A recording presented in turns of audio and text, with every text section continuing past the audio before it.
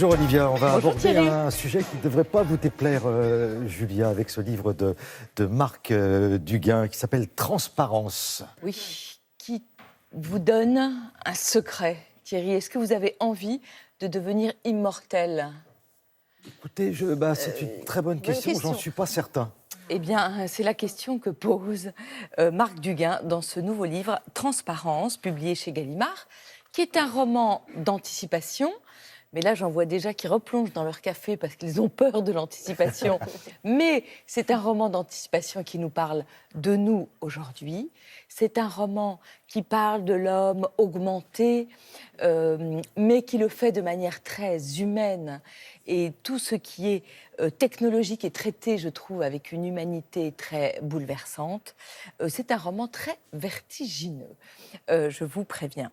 C'est l'histoire d'une Française, on est en Islande. Elle est installée en Islande en 2068. Depuis une vingtaine d'années, avec 11 personnes, elle développe un projet très secret qui commence par un krach boursier monumental et par un meurtre. Cette femme, on la voit, elle est au bord d'une falaise, elle pousse une autre femme dans le vide et des policiers vont tout de suite venir chez elle, assez embêtés parce que c'est une personnalité, pour lui dire il y a un couple d'ethnologues qui vous a vu en train de pousser une femme. Elle ne nie pas du tout. Elle dit oui, je l'ai fait, mais parce que cette femme m'avait demandé de mourir, je l'ai donc aidée.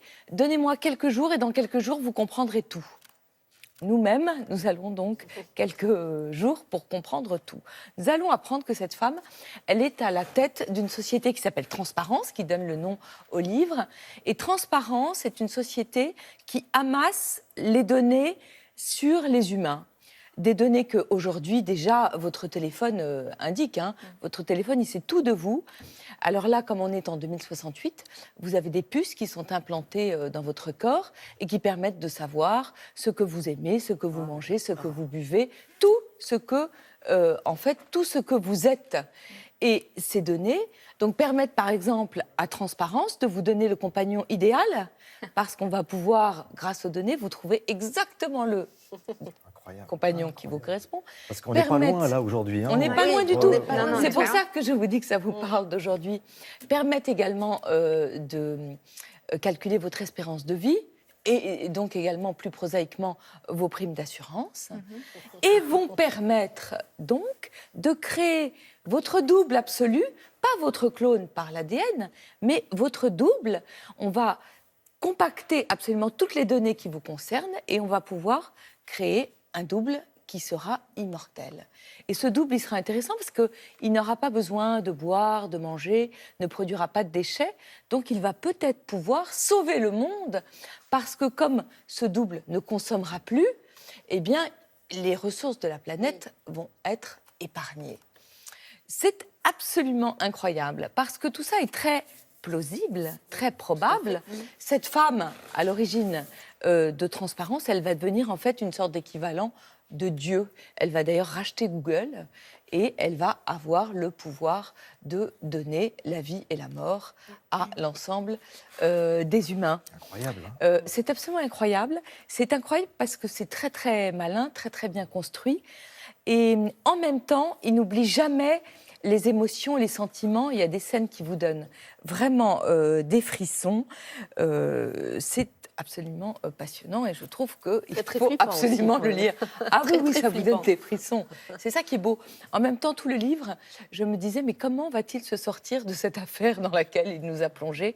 Et je trouve que la fin est à la hauteur des enjeux. Ça s'appelle Transparence et c'est chez Gallimard. Alors là, on va s'intéresser aux enfants, et j'ai envie de dire pas n'importe lesquels, Olivia. Oui, mais là aussi, c'est un livre de demain. C'est un livre qui innove, un livre très important, je trouve. Petit Trésor, édité par Un Chat, La Nuit, édition. Et je vais dire tous ceux qui l'ont conçu parce que c'est important. Muriel Pat a fait les textes, Hugo Halimi a fait les illustrations et la conception graphique est signée 171 Canons. Pourquoi ? Je vous l'ai dit tous, parce qu'ils ont fait un travail formidable à destination des enfants qui souffrent de déficience visuelle. Et ce livre est fait pour eux, mais d'ailleurs il parle aussi à tous les enfants, parce qu'il est uniquement en 3 couleurs, noir, jaune et blanc, pour qu'on puisse vraiment voir mieux les contrastes des images.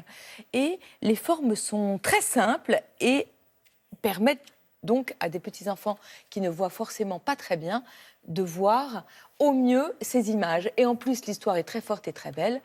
C'est un enfant dans une classe, il y a un nouveau qui arrive.